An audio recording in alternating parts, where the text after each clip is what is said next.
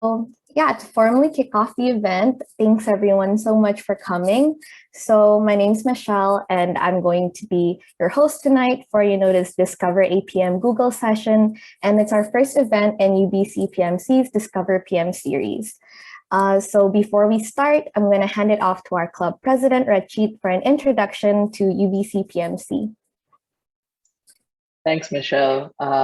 Yeah, Michelle's a wonderful host, so you guys will probably experience that in the next hour. Thanks everyone for joining. For those of you who have joined our events in the past, appreciate you coming back.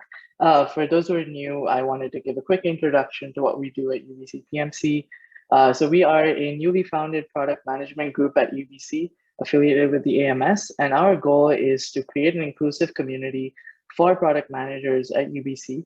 So if you're interested in this field, interested to dip your toes in, or want to go a bit deeper, we have something for you. We mainly have speaker events just like this that let you learn from people in industry. And we also have workshops to build on your specific PM skills. In the past, we've also done more practical events like the product hackathon, Productathon that was last year. And that's a way for you to, actually be a PM on your own projects, and that's kind of the way we learn. But yeah, thanks everyone for joining. We do have a Slack community if you like to be engaged after as well. And I'll pass it back to Michelle to continue on with the night. Coolios. Okay, anyways, so as this is an interactive event, we encourage you guys to participate via the chat or with your microphones and video cameras on. If you want to show your face, you want to meet Deborah, you want to say hi to everyone else in the call. And please note that this session is going to be recorded, but your chats aren't. It will be uploaded on our YouTube channel for others to view and learn from. So please don't be intimidated, and hopefully you guys, will be encouraged to interact throughout the whole session. So quickly, before we start again, I will pass it to Trisha for UBC's land acknowledgement.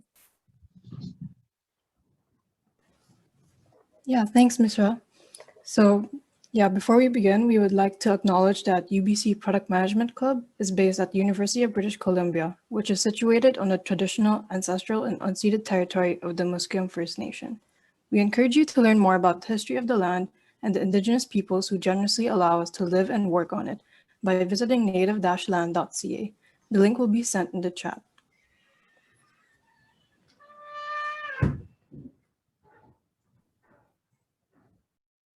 And okay, yeah, so I'll pass it off back to Michelle. Great. Okay. Can we do the next slide? Okay, so for everyone here tonight, here's the agenda. So we're speeding through the intros, but afterwards we're going to have the meat of the event, which is a talk with Deborah.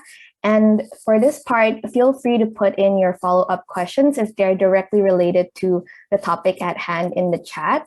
But if it's not directly related, or it's just something that popped up out of nowhere, but you want to ask it anyways, feel free to put it in the Slido so that we can answer it at the Q&A. And then followed by a Q&A/networking session. So this is an opportunity for you guys to unmute, switch on your camera, and ask your questions directly to Deborah. And don't be intimidated. Like, I know some people are camera shy, so if you don't want to unmute, if you don't want to switch on your camera, feel free to put it in the chat and I'll help ask the questions for you. And yeah, after that, we'll close off the night. So let's get on to it. Let's introduce Deborah. So do we have a next slide, Trisha? Okay, yes, so meet Deborah. She's currently working as an associate product manager at Google in the Chrome OS team, and she graduated from UBC with a combined degree in business and computer science. She has a variety of tech internship experience working as a software engineer, quality assurance, and technical product manager intern in cities like Silicon Valley, Seattle, and Vancouver. So without further ado, I'll ask Deb to introduce herself. Hey everyone, thanks so much for having me. I hope you can hear me okay. Feel free to ask any questions throughout this night, but this night I'm hoping to be as valuable as I can for anyone interested in the product management field. And I think it's great that the team has put this event together. Michelle's pretty much covered it. Thanks for that, Michelle. Thanks, Deb. Okay, so no fun facts or anything, Deb. You don't want to tell them about your fancy background? I game in my spare time, so I thought I would turn on the LED lights, but now I'm really heating up in my room. I also have a cat, and my whole Instagram discover feed is now just cats. So I'm not a crazy cat lady, but I think I'm on the right path. So that's concerning, and yeah, it's a little bit about me. Oh, wow. Okay. Thanks, Deb, for the fun fact. Okay, well, let's start. So first of all, Deb, do you want to please give us, a brief description of the program, including, aspects of the structure, the length, basically everything that you knew or you found out after you joined the program? Sure, the site really covers it super well, so I'd recommend anyone who's deeply interested to check it out. But the TLDR is it's a 2-year rotational program with 2 rotations that are approximately 1 year long. During non-COVID times, you'd be able to do a trip in the middle of it where you're able to visit international offices like Paris, Tokyo, India, but unfortunately, that's not happening this year. Your first rotation, you don't get to choose. It's more so random, although you get to talk about some soft qualities you might be looking for in a rotation, like strong team culture or relatively small team or new product versus mature product. And then your second team, which is something I just recently went through, is you're able to pick from a roster of 120 roles and list your top 3 preferences, and the team at the APM committee will help everyone optimize for class happiness. So I find out Monday what my role is, but I'm super excited. Oh, wow. So so throughout the program, you've changed teams twice then, right? So the first time and then you've changed once and then you're going to change again. Yeah, and I guess for most people here, everyone's like super into the whole APM scene right now. Like everyone wants to be a product manager, but do you want to, walk us through a day in the life? Like what are your responsibilities, a typical day? You can include the non-fancy parts as well. Yeah, sounds great. So just to kind of also round out the other answer I was giving about the APM program is it's really orientated around growth. This is a program directly for new grad students. So I graduated, for context, in 2020 and came into the program that same year. But my role is centered around that as well. So on a day-to-day basis, I'm in many email meetings, and I write a lot of emails. And I think that's a stereotype a lot of PMs have. But realistically, we get our work done through meetings. So whether that's driving alignment between your Eng teams and UX team and bringing the product vision to life, or that's pitching a whole new product area to leadership and getting funding for that, a PM is always in a meeting trying to drive that alignment. So on a typical day, it could be working with engineers, UX designers, marketing, legal, privacy, security, list on kind of goes on and on. But yeah, no day is pretty much the same. And I would say have a biased view because I started during the COVID environment from work from home. Got it. And like you mentioned a lot of different positions. So just briefly looking at, the students who signed up, not all of them are from Bucks. There are some from comp-sci, engineering, and even arts. So working on that point, so how do you think that this could tie into your daily life? Like, do you have to be a certain type of student? What do you think? Yeah, I think generally it's encouraged to have a technical background, but I think the industry is kind of moving towards minds that are not just technical. So I think any background is really welcome as long as you have the skills to communicate. So when I say communication, that might be strong verbal skills. So when you're in a meeting, can you pick up the incentives of your team members? Can you drive priorities that are competing and make sure you have alignment there? And then in terms of written skills, PM's always writing stuff like PRDs, which is, for those who don't know, product requirement documents that drive alignment as well, where you're kind of listing out the feature sets that the businesses and users also prioritize. And so you really need to hone in those communication skills. And I think any degree can do that as long as you're open to opportunities that help you hone those skills, like productathons or extracurricular clubs, or also doing internships as well. Does that answer your question, Michelle? Yeah, no, I think that gives a lot of background because I know a lot of people are scared, like, oh no, I'm not a software dev, like I can't be a good PM. So on the topic of work, there is a question that came up. Is the scope of your work across Chrome OS or a specific aspect of it? And would you say, as a PM, you're more on the strategic side of things, like the product vision and all that, or more on the analytics side? Yeah, so I can run you on what I do inside Chrome OS, and then I can talk about what I do in terms of strategy, analytics, etc. So I'm on the software side of the operating system of Chrome OS, and particularly I work really closely on anything peripherals related. So whether that's your docks, displays, keyboard, mice, tablets, etc., even like keyboard shortcuts, as long as those touch peripheral settings, that's my purview right now. I'm also working on serviceability, which is projects that relate to the repairability of Chromebooks. Recently, we launched my starter project, which is the diagnostics tool on Chrome OS, so that was really exciting. In terms of what kind of PM I am, I think this really depends on your team, but in terms of where I am is a junior PM, I think, typically executes in a well-defined and well-scoped area first, and so you can build up that knowledge to become that domain expert. And once you have that expertise, you're able to think more deeply about strategy and using analytics to drive those strategy points.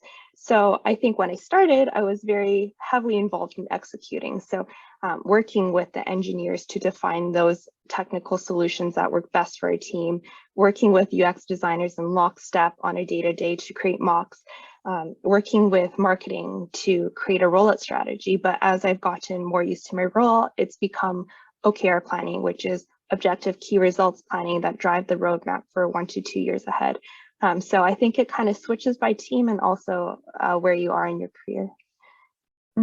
Got it. Okay, thank you so much, Deb, for answering, and thank you, Nee, for the question. So I guess like for most people, I think some of them would be interested to know which side of PM that you prefer the most, out of all the stuff that you mentioned and how you change roles and stuff. What do you think that would be, Deb?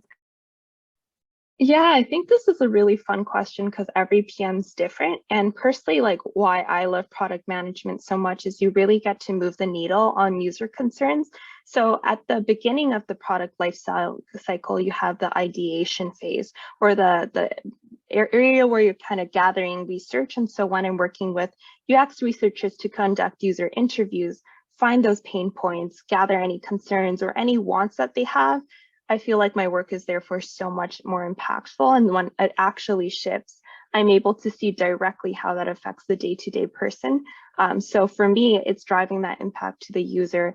There are other things that PMs typically like. I also like them, but I think not as much. And that's like the day-to-day execution of making sure technical design is good for a feature or what should we prioritize next. So that just to give a idea of what that's like. Got it. Okay, yes. And anyone else, if you want to jump in, ask a question, feel free to do so. But we have to move on to the next one, which was you talked a lot about, your journey, about how your role kind of changed as you progressed in your APM career. But what was one of the biggest challenges that you faced upon starting the program? Like you could describe your first 90 days or like how you navigated through it, like the adjustment period. Feel free to take it where you want to take it. Yeah, for sure. So the question is, what were some key challenges I had within the first parts of my APM career? Cool. So I think my situation was quite unique starting the program completely remotely. I did not get the chance to meet any of my team members in person. So I think that was really challenging because it doesn't allow me to build rapport in person. I mean, if you're constantly asking questions and you're constantly badgering your team, how do you build that rapport? I think that's definitely a trait PMs need to build influence without being a manager. Some other things I definitely dealt with were imposter syndrome. People at Google are definitely notoriously smart. And so I think coming out of school very freshly during the same year, I was thinking like, how can I be a value add when like the guy who invented USB-C cables is right there? Like I have no idea how to do that. But what I realized is I really just need to focus on my own path, everyone's really different. Everyone has their own strengths. And so I really lean into that heavily and lean on my support network. And then finally, I would say it's just the fear of asking questions. I think in line with building rapport, that's a really good way to build rapport. If engineers know that you're deeply invested in maybe like how networking works, or, you know, how do you create a Thunderbolt connection to the D-bus or something like that, it builds up that rapport that, hey, you care. And so I would definitely ask more questions, because I really struggled with that at first. But yeah, I think it's part of the learning process. Got it. And I think a question that ties into that was, so with all of those challenges, like what type of support did you get from Google, from your program and your manager? And maybe you can connect that to future career progression as an APM.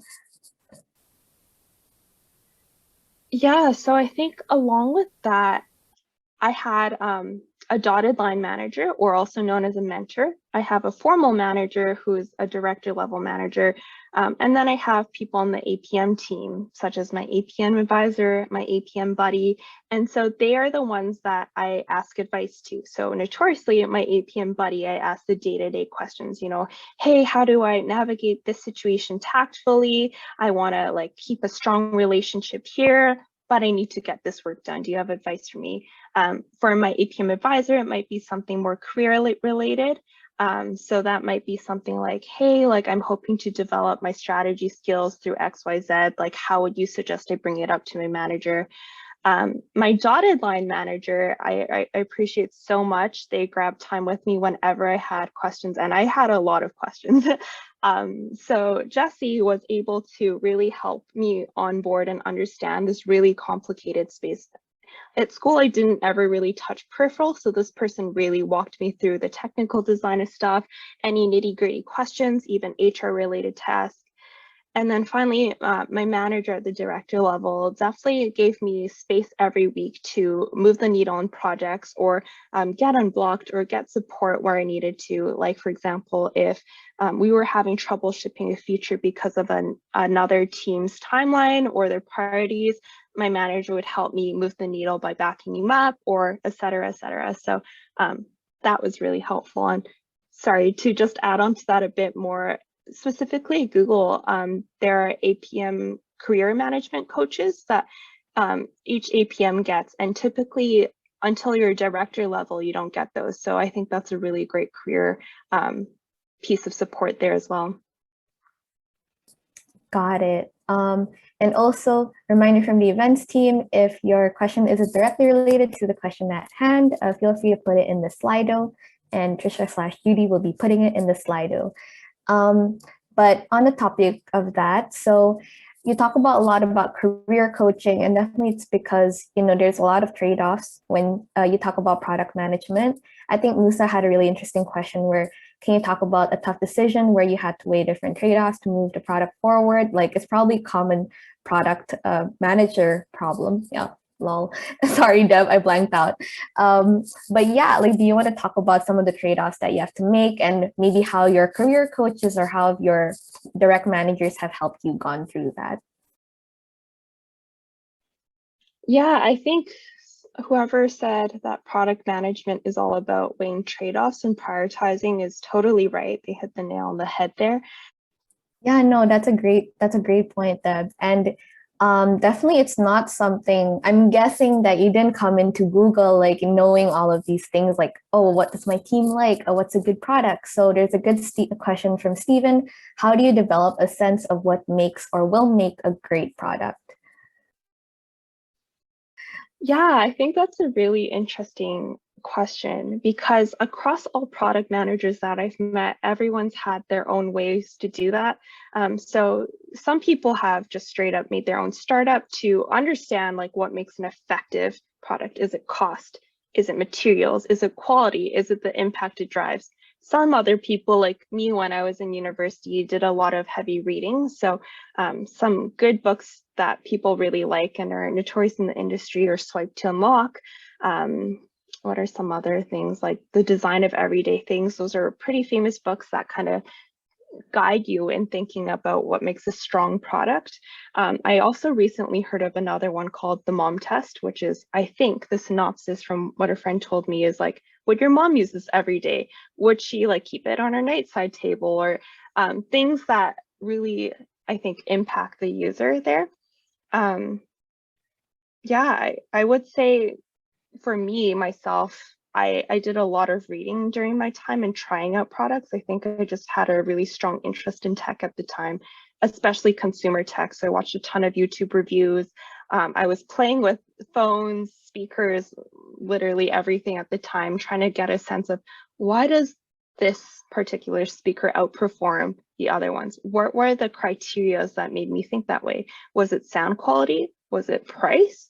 Or like, was it the design, or is it like the company that I feel like the warranty is just so good? Like, what made it so good for me? And so really reflecting on those key things, I think, helped me drive what makes a good product. Thanks for that, Deb. I guess for all of us here, like now when we, watch a YouTube review, we can think like you instead of, like just thinking about, okay, should I get it or not? Amazon or Costco? Thank you, Deb. And I guess like right now we'll move more about the application process, because I know a lot of us are like students who want to get your role, hopefully when we graduate. So I guess the first question that we'd like to ask was, how do you break into APM if you didn't come from a technical background? Yeah, I think that's a good one. So I'm not sure if I'm the best person to ask in this space. So my background is more so SWE, but from what I've heard I can offer some insights into programs that don't revolve around a technical background, which are Facebook's RPM program notoriously does not require a technical degree to apply. So definitely look into that. They also hire quite a few APMs per year. So I would definitely check that out. The second thing is, I don't think you need a technical background to join as long as you're getting those core PM skills out of whatever experiences you have. So whether that's a project or creating your own startup, even it's just a Shopify store, just getting senses of what a PM does will make you a strong candidate. Some other ways to go about it are people even like work a couple of years in a role that has transferable skills such as customer success management or UX design or software engineering even, and they take on more and more product manager related responsibilities, and around 3 years time they can transfer internally into a product management role. Yeah, some other ways to go about it I think is an MBA program. Like you can look into that because there are companies that definitely hire for MBA specifically. Yeah. Okay, fancy. Thank you so much, Deb. But quick, curious question would be, what do you see in your own APM intern cohort? Or like, no, never mind, you're not intern, but you're a cohort. Like, do you see a variety of people, or are they mostly from technical backgrounds? Just to get a feeling, hopefully it doesn't like discourage anyone, but we want to know what's really happening. Yeah, I think in my cohort, I would say the majority of people have technical experience, whether that's, I think I see a lot of people from software engineering backgrounds or computer science or math. I would say don't let that discourage you, because I know people that also don't have a technical background who are thriving in Facebook's RPM program and just moving up the ladder really quickly.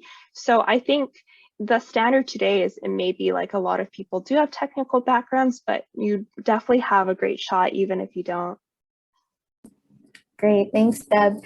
And so what was the application process like for you? So a bunch of us can, open the website and see the steps, but really when you were going through it, like what did you feel? Like what was the experience like? Maybe you can walk us through like how maybe you prepared, or perhaps like what you felt during the many stages of the interview. Yeah, we just want to know your genuine experience. Sure. So definitely not to sugarcoat it, I was so nervous when I was applying. I had already started prepping and mock interviewing before I applied because I heard like once it starts moving quickly. And I would say that's pretty accurate. So I was a nervous wreck. I had a lot of things like school and other commitments I had to honor at the time, but I really made sure to spend time studying these books such as Cracking the PM Interview, Decode and Conquer, and my favorite, The PM Interview by Lewis Lin, as well as mock interviewing. So I applied online with a referral. I heard back within 2 weeks. I did my first round of phone interview. I think it was around 45 minutes around product design and analytical and estimation, I think, in that round.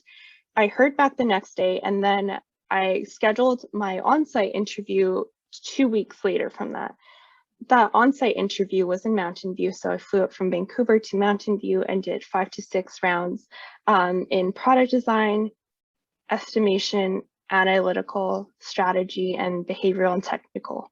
And it was just like each interview had a mix of everything. At the same time, I submitted the homework assignment that they give everyone, whether you're an intern or applying for a full-time role, to do. And then my last interview, I think, was almost, I heard back maybe 2.5 months. And I scheduled my last interview for around three months into the whole process. And that was more so with leadership to test one area they wanted more data on. I found out around 3 months into first applying the final decision. Does that help cover your question, Michelle? Is there anything I can add on to? Yeah, no, I think like some people were wondering, like for technical, like I heard that Google likes to tell you to code, but is that what you experienced? Like, did you have to lead code for this? Though I know it's a PM position, but you know, mixed reviews on Reddit. Yeah, I think from generally my experience and the experience of my coworkers, no one had coded for this technical round. There's only one in the process, and that's system design. So it's understanding, maybe for me, it was understanding how my software engineering products were created during an internship, walking them through that process. They also asked me a system design question, and I would recommend grokking the system design interview for that. And it just, yeah, allowed me to showcase knowledge like APIs or networking or database stuff. And so I would say no coding at all, but just knowing how to implement these systems is important. And so you've done a bunch of internships before finally, you know, applying for Google's APM program. And how did that application process like differ from all of the previous applications that you've done before? The application process for the APM program compared to like an internship position? Yeah. I think that was, yeah, that's the question. Cool, sorry, it just cut out for a second. No worries. I would say it wasn't too different. Like, if anything, I submitted my resume. I think cover letter is optional as well. And so it's just like any internship. Where the real work comes in, though, I would say, is the quality of your answers. You definitely want to be giving value and addressing a core question. For example, like the common textbook question is like, design an alarm clock for the blind in a product design interview. You really want to know what your interview is trying to get out of this question. Is it like the user you should be focusing on? Is it revenue you should be growing? Knowing how to answer these questions and giving value in each answer comes from mocking. Like, after you do a study and you know what they look for, it's completely different, I think, when you're saying it aloud, trying to structure your answer, trying to drive home key points. And so I would say mock interviewing is pretty essential. If anything, I would do a lot more of it compared to internships, unless like you're all prepped and ready, then you're good to go. Yes, and correct me if I'm wrong, Deb, but you have like a YouTube video, right, that talks about mock interviewing, right? Yeah, maybe we'll plug it before the event ends. So if anyone can YouTube Deb's video and plug it in the chat, that would be great. And the next question would be like, so you've mentioned all of the relevant skills that we need to succeed as a PM or like apply in the APM program, but how do you feel like we can develop these skills in university? Like, do you suggest any courses or like suggest any specific experience that we should try to do, any programs that we might not be aware of. Yeah.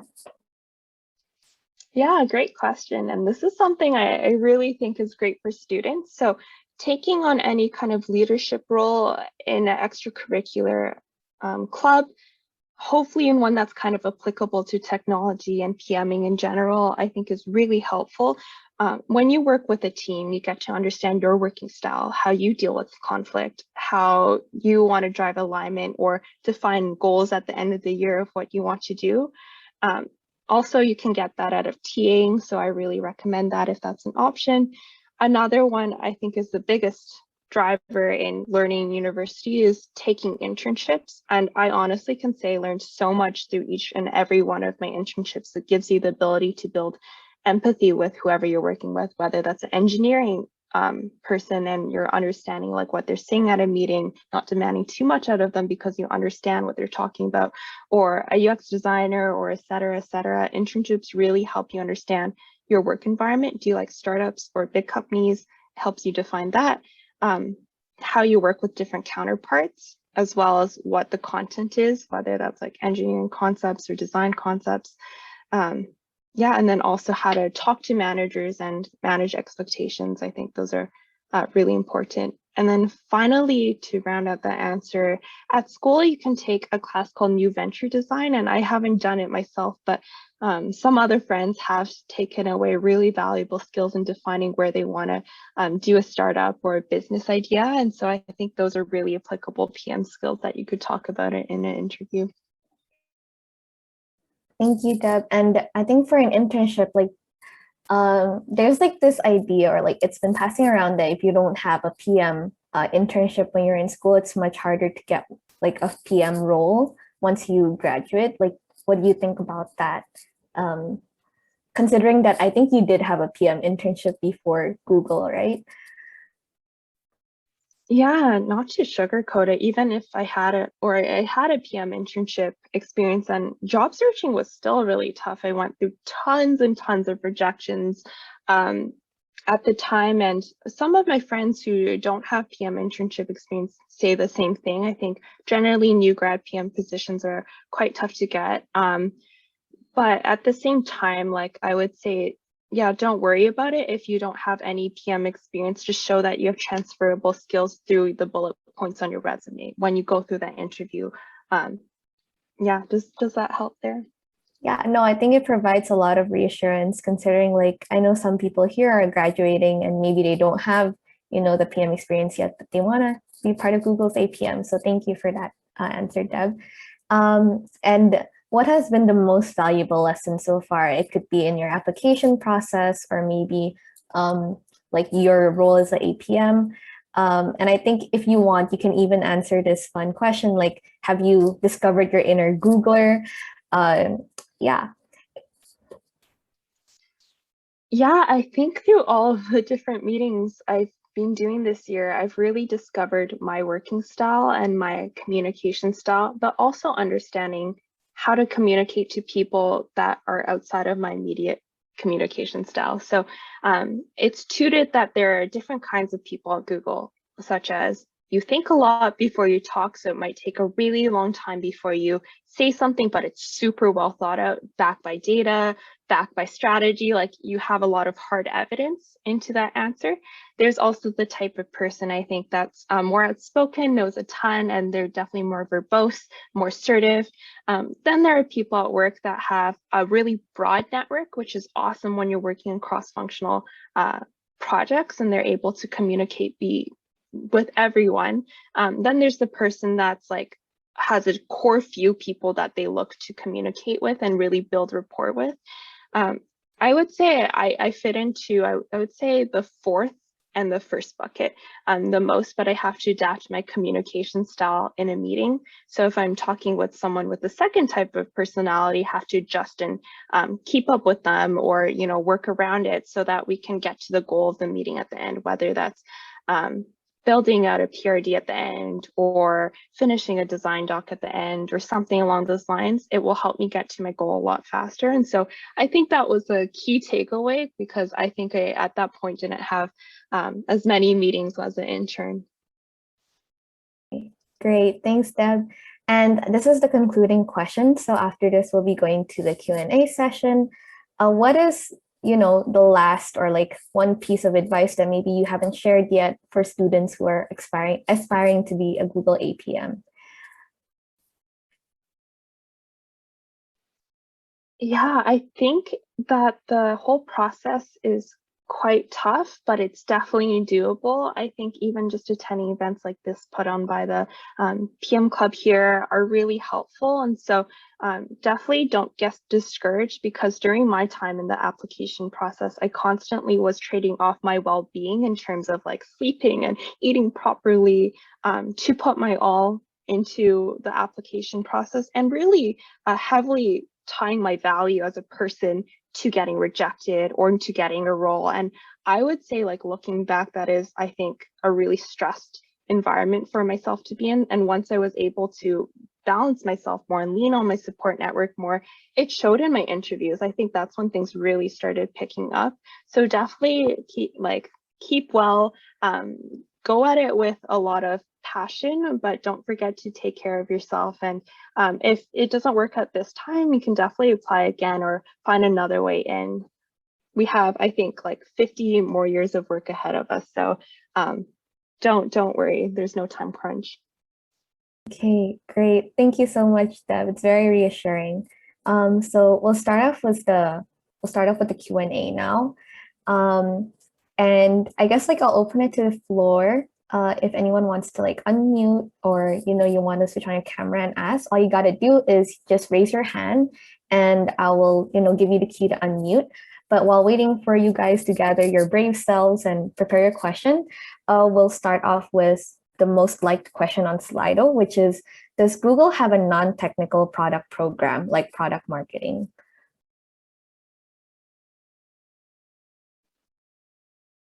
Yeah, I don't believe in terms of product management, there's some things that's specifically non-technical. I would fact check that, but I'm almost positive there's not something in product management.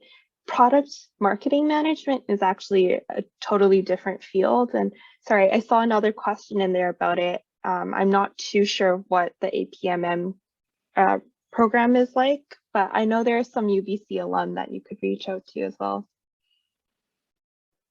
Okay, great. And so I'll give an opportunity for someone to, unmute and switch on their camera. So I guess we'll alternate, so it's not boring, one person goes, then we'll do a Slido, and another person goes. So yeah, I guess someone wants to unmute. It's Notice Me John, it's a cute name. Yeah, do you want to ask your question?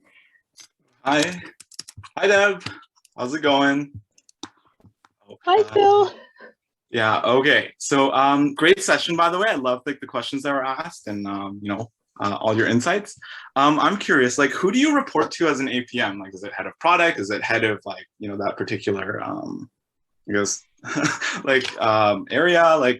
And how is managing up as a associate product manager? You're a product manager, and then there's the manager's manager. So tell us more about that.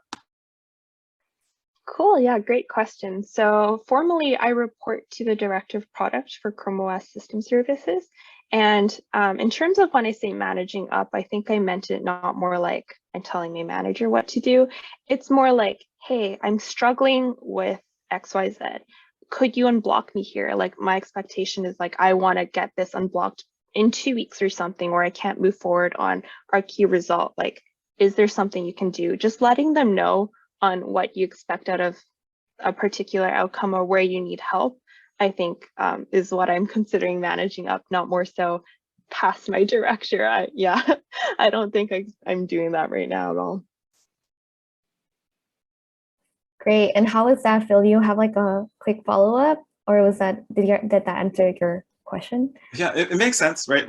I guess it takes time, right, to just learn how to work, and also they're great mentors as well, your manager probably. So yeah, that's something we're all working with. So it's good to hear from you that that authentic answer. Yeah, appreciate it. Great, thank you so much for the question. Yeah, so we'll move to the Slido, and as usual, if anyone wants to give a question a shot, raise your hand. So what do you think are your standout points that help you get selected at an APM? Personally, how would you prioritize between academics, clubs, and networking? So this is the third one on Slido. Yeah, great question. I would say my work experience personally was my strongest point there. I think I had the awesome opportunity to be working on some high impact projects that showed that I had the transferable skills to be an APM. On the site, they list a couple like lead a team working around marketing, product design, etc. So showcasing that on my resume through work experience, I think was personally like my strongest selling point, but could differ for other people. Looking back on it now, I would still prioritize work experience, then extracurriculars / side projects. And then I would save networking for when you definitely need a job. Like that's, I think, the prime area to think about the recruiting funnel. Like at the beginning, you need the referral or like the ability to get your resume into the company so that you go down into the recruiting funnel more and get an interview and keep going down until you get the offer. So that's how I would prioritize it. Okay, great. Thanks so much, Deb. And I think like you mentioned this once when we had our one-on-one, but you were really involved in school too at the time, right? You were doing a bunch of teaching as well. So hats off to you. I don't know how you like took care of yourself during that time. But we have Rika or Rika. Feel free to correct me if I'm saying your name wrong. Please unmute and ask your question. Hi, thanks. It's just Rika. Hi, Deb. I just had a quick question about, I know like at the beginning, obviously it's not going to be easy to have work-life balance, especially as a PM, but like, do you believe that further down the line, like there is a lot more of an opportunity for that work-life balance, especially as like maybe in a senior position? Yeah, great question, Raika. This is something that I'm really passionate about. And coincidentally, like every Googler I've met is also really passionate about. I think even as a junior, as a PM, as long as you're setting those boundaries for yourself, you will have work-life balance. And I can confidently say I've had some great work-life balance through my whole year here. As you're getting more senior, I think you have to ruthlessly prioritize your time. So in your calendar, people obviously are going to like fill it up because they need things to be done. You can block it off for focus time and understand like, hey, today my priority is not helping XYZ team do some tiny feature. Like it's to get this really high impact, really well-funded project out the door, and I'm going to block off my time. So as long as you're making the time and also prioritizing it, you'll always have a great work-life balance. And I think at Google, it's been really great in terms of work-life balance. I haven't had issues so far. How do you think about that, Raika? Does that answer your question? Yeah, that's great. Thanks so much.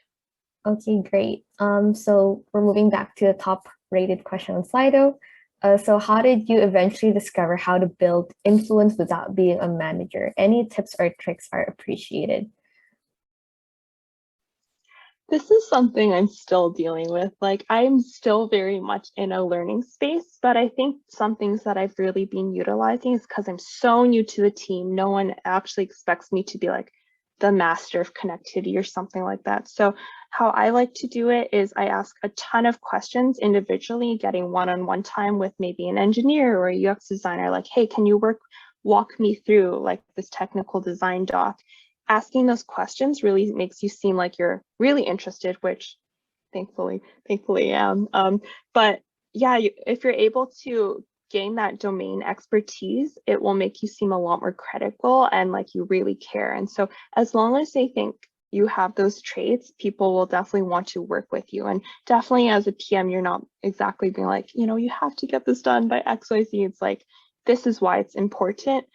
Let me tell you the rationale behind it and the work that you're doing to contribute to it. Like, how can I work with you to get to that goal? I think those were some key helpful points for myself.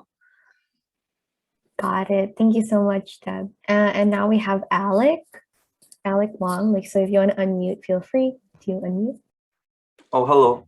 Nice to meet you. So I'm just I just want to ask if you'd have insight between internal transfers from software engineering to product management, if you're if you're currently torn between those two roles, you know, how far down the line do you have to like make a final decision on which you would do? Is there more difficulty or less difficulty going from maybe like a senior engineer at Google into a PM role, or would it be kind of more difficult now that you're typecast? Like, you know, I just really appreciate insight on that. Yeah, great question, Alec. This is something that I really struggled with in my final year. Should I be a SWE or should I be a PM? And my manager at the time had some really great advice here. He said, you know, if you're passionate about both, you can try one, and it's no problem to realize that it's not for you and make the switch later, especially when we're working like 40 to 50 more years. There's no rush there. But I would say generally it's harder to switch from a non-technical role to technical role, because innately I've forgotten a lot about really niche coding semantics or etc. And I think being more far removed from the code will definitely take more time to build up again. So I would say moving from SWE to PM is more the typical path that I see at Google as well as at the other companies there. Does that help, Alec? Did that answer your question? That really helps, yeah. And I'm just wondering about that leveling scheme. So, you know, if you're an L4 SWE, would you have to go down to L3 PM, or is it L4 to L4? Like it would just be horizontal? I'm not too sure in that case. Like I would ask someone in HR, but I'm not too sure about the career ladder there. Okay. Anyways, thanks so much. That answered 95% of the question. Thanks so much. No problem. Okay, we're moving back to Slido. So how do you stay up to date with industry best practices, Deb? Because you mentioned a bunch of books, but is there anything else? Maybe a podcast that you like to listen to, or a certain YouTube reviewer? Yeah, I definitely am always browsing Reddit for interesting finds, but I think my favorite way to go about it is always YouTube videos. I spend a lot of time in the morning just going through tech news on my phone, particularly, oh yeah, someone in the comments mentioned one of my favorite tech reviewers as well. But I find those really helpful in terms of getting specific niche updates. Like I work on Chrome OS, so I'm subscribed to Chrome Unbox, and literally 2 times a day they're pumping out videos where it's like, oh, I didn't know they shipped that. So my favorite personally is YouTube, but other people do like Techry, I think, as like newsletters, and there are also podcasts out there that really help with this.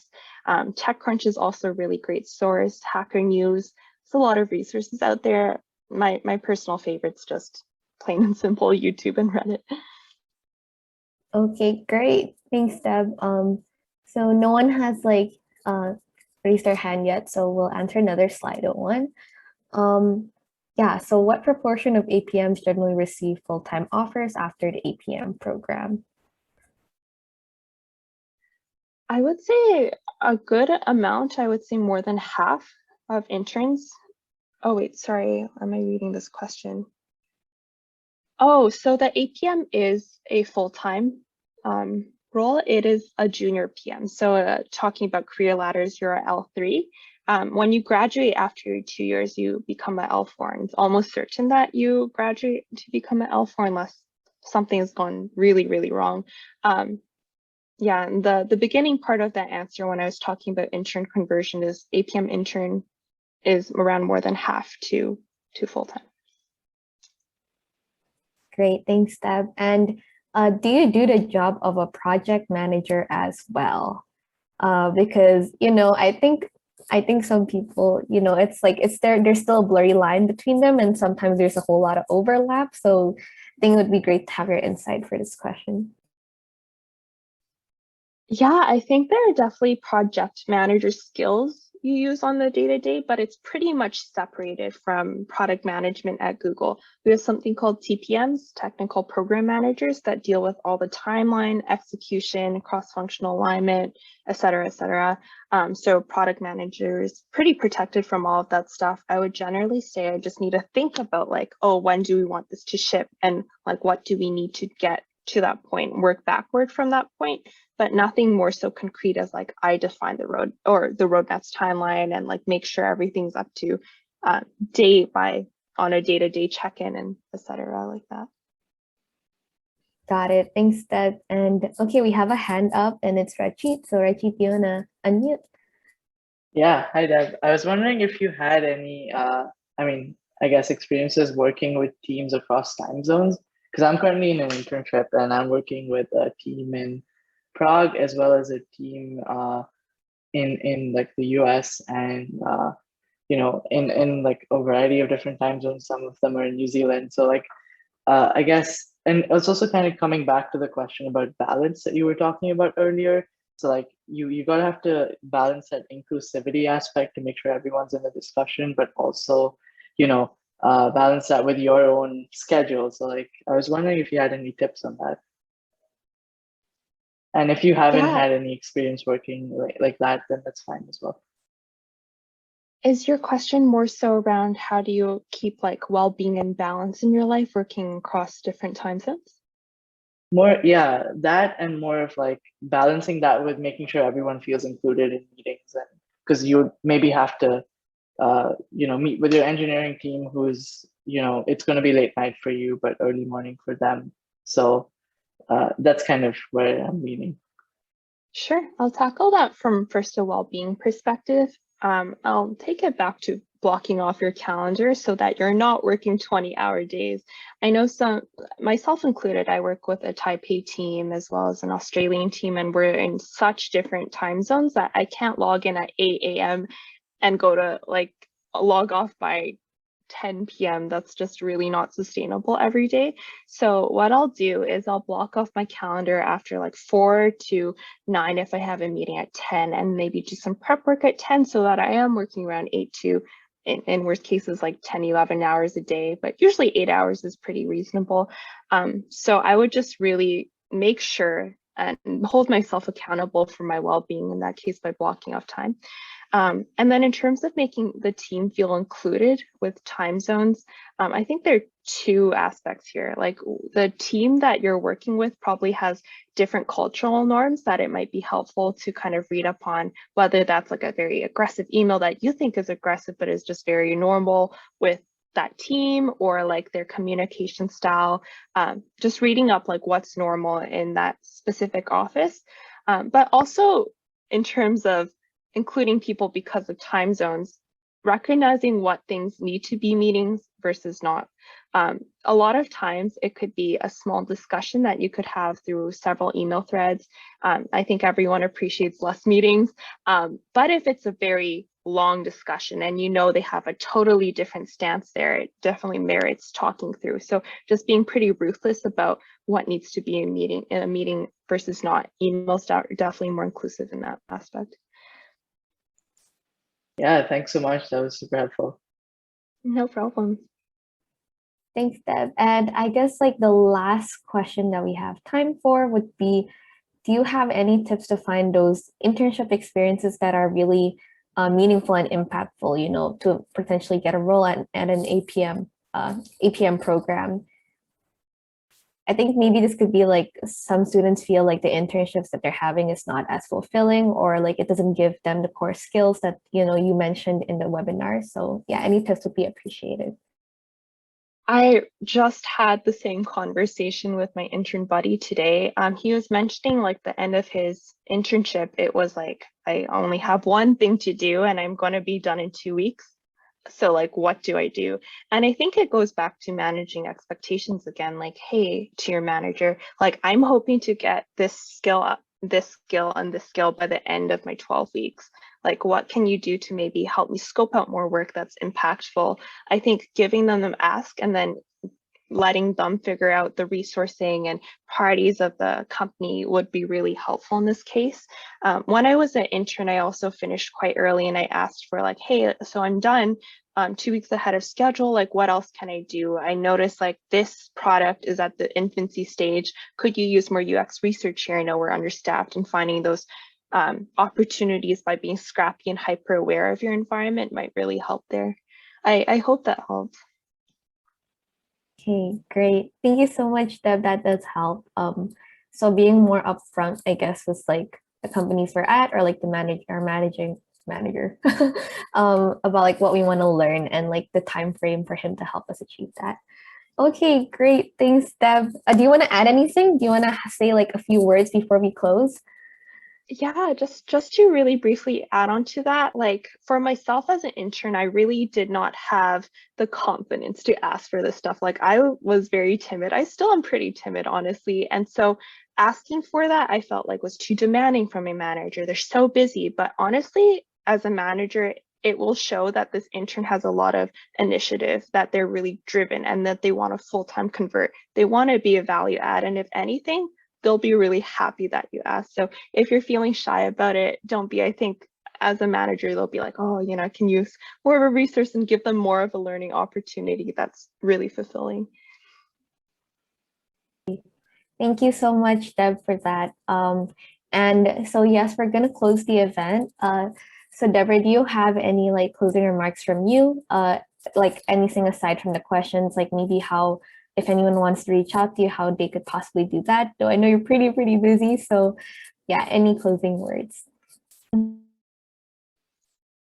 Yeah, I would say that just to reiterate again, like finding a PM role out of new grad definitely wasn't easy. To be totally transparent, like it was really hard for me to get rejected again and again, like double digits, and then thankfully not triple digits, but like very high up in the double digits. And I think that took such a hit to my confidence. So take your time, like focus on your well-being, because that is fuel to do better in your next interviews, and lean on your support network and you will do just fine.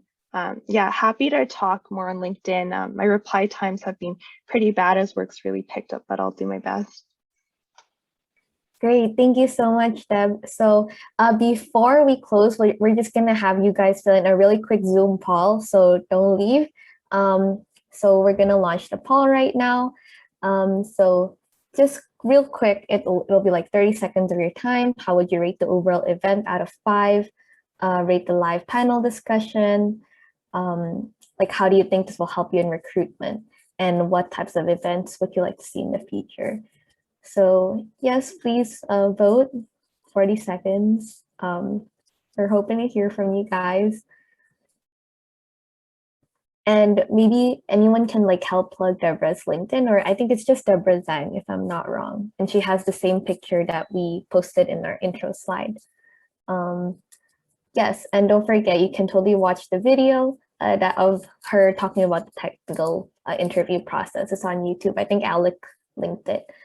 And yay, yo, this was a great, thank you so much. Thank you, Deborah, for, joining and coming. And so, while waiting for you guys to fill in the poll, we're just gonna plug the places where you can stay connected with UBC PMC. So we're on Facebook, and you can join our Slack group where we post a lot of PM opportunities. There are a lot of PM internships sometimes that pop up on our Slack. We do resume reviews from PMs who are, offering their time to go through your review, and they leave like detailed comments in the thread. So do join our Slack. And we're also on LinkedIn and Instagram. So if you guys missed a portion of this event, it's also going to be uploaded on YouTube, and Trisha/Judy will be posting the link in the chat. So feel free to click that if you wanted, to like skip to a certain point, skip to a certain question, feel free to review that. Yes, okay, so we got the data we needed. Thank you for filling in the feedback form. We're gonna keep the results confidential. Maybe we'll send it over to Deb. Yeah, and please look forward to the next part of our Discover PM series. There will be amazing companies such as Microsoft and Spotify, if I'm not wrong. Yeah, so stay tuned, everyone. And with that being said, thank you so much for coming, everyone, and we look forward to seeing you in our future events. Yeah, and have a great evening, everyone. Bye.